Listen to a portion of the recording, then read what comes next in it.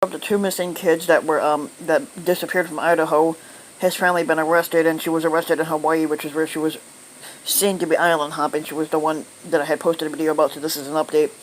Two children who lived in Idaho, Tylee Ryan, 17, and Joshua Vallow, 7, had been missing since September. The story of their disappearance is part of a larger tale that has drawn national and international headlines and involves at least 3 people dead. The two missing children, and open police investigations in multiple states. At the center of it all are the children's mother, Lori, who's 46, and her new husband, Chad, 51, a couple whose religious doomsday beliefs have isolated them from their families, the relative said. Vallow was arrested in Hawaii on Thursday, police on Kauai said, on a warrant issued by authorities in Idaho. She faces charges that include 2 felony counts of desertion and non-support of dependent children, resisting or obstructing officers, contempt of court, and criminal solicitation to commit crimes. Vallow and Daybell married shortly after both of their former spouses died. Vallow's husband was shot, and Daybell's wife's cause of death remains unknown. Authorities have said that Vallow did not cooperate to help find the missing children. The newlyweds were then found together without the children in Hawaii. And it says what happened in Arizona, Idaho, and Hawaii, which are states that she basically had been bouncing around. Last year, multiple people who were related or married to Vallow or Daybell were either killed or found dead. In July, Vallow's brother, Alexander Cox, called 911 to say that he had shot Charles Vallow, his sister's estranged husband, at her home in Chandler, Arizona. According to a body cam footage from police officers who responded to his call, Cox said that he had been visiting his sister when her husband, who had been living in Texas, came to see the children. Cox said that he had witnessed an altercation between the sister and her husband and that she had left the home. Then Cox said he got into an argument with her husband, who had hit him on the head with a baseball bat. Cox said that he retrieved his handgun from his room and shot his sister's husband in self-defense. Charles Vallow died.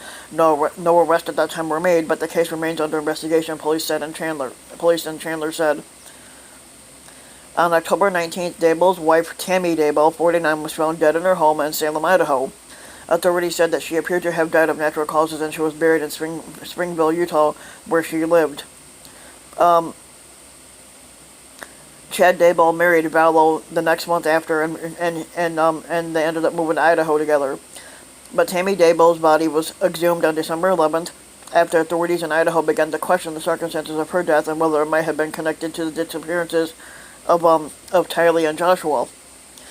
The Fremont County Sheriff's Office in Idaho, which is investigating her death, is awaiting the autopsy reports. On December 12th, Cox, Vallow's brother, was found dead in his home in Gilbert, Arizona. According to police there, it's unclear how he died.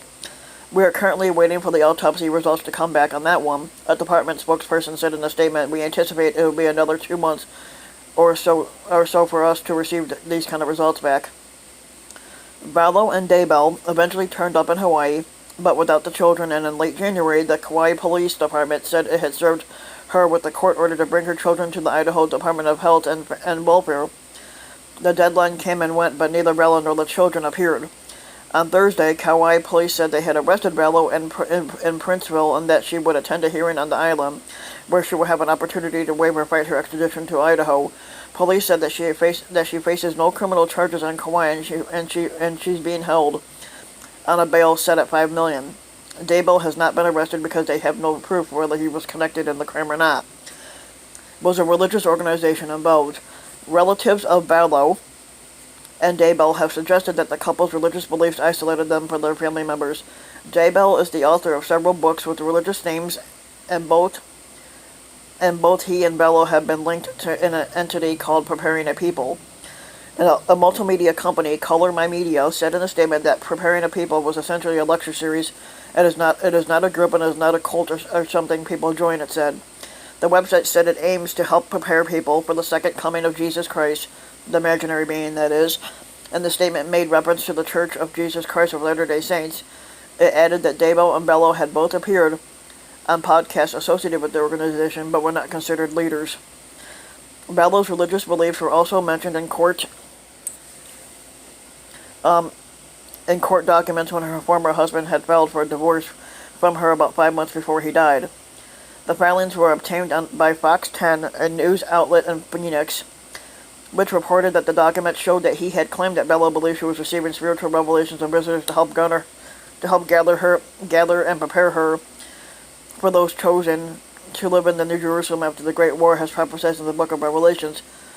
Steve Ellsworth, a lawyer who represented Bello when he filed for the divorce, confirmed the accuracy of the Fox 10 report, and the divorce was never finalized. It remains unclear where Tylee and Joshua are and whether they are still alive. They're probably not alive because they haven't been seen since September. The Rexburg police conducted a wellness check on Joshua on November 26. They did not find him, and they returned with the search warrant the next day and found that Bello and Daybell had left Rexburg, Idaho. We have taken every step available to us, including executing multiple search warrants, interviewing multiple sources, and running down every lead we have found, Rexburg police said in a statement on December 30th. We strongly believe that Joshua and Tally's lives are in danger. We want them back, said Larry Woodstock, a grandparent of Joshua. At a news conference last month, he added that Bella was a good mother to the children when they were younger. It doesn't look like it now. If somebody 2 years ago would have said that this is what's going to happen with Lori, I would have never believed it, he said. Authorities have said that Joshua's relatives have not heard from him since September, and that Daybell once falsely claimed that Tylee had died more than a year ago, and that Bella once falsely claimed that Joshua was staying with a family friend in Arizona. And we know that the children are not with Lori and Chad Daybell, and we also have information indicating that Lori knows either the location of the children or what has happened to them, the police statement said.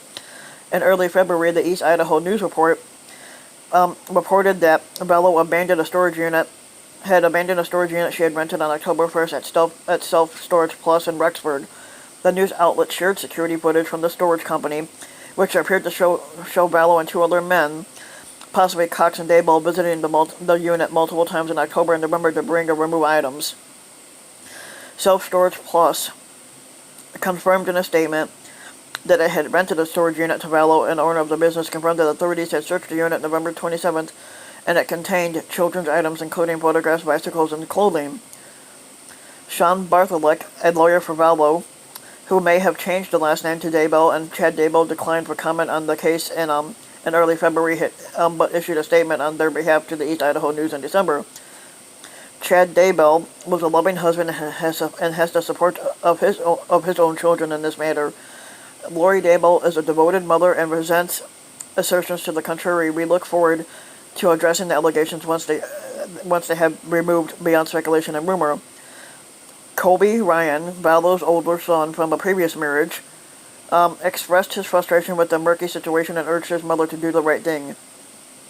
Ryan had said that he loved his siblings and wanted to see them. I just hope everything can work out really soon, Ryan said. I hope everything can turn back around and we can be together again. More than likely she killed the kids, and basically that's what she did.